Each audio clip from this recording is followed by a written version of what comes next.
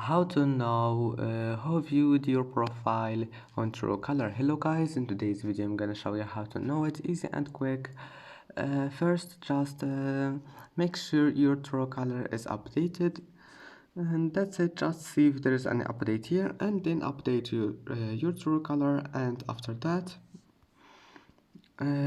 go to Truecaller, and now click on your profile here in top corner. And now all you need to do, just scroll down and scroll until you find who viewed my profile. Now click on it, and here you will find it, but you need to subscribe, and that's it.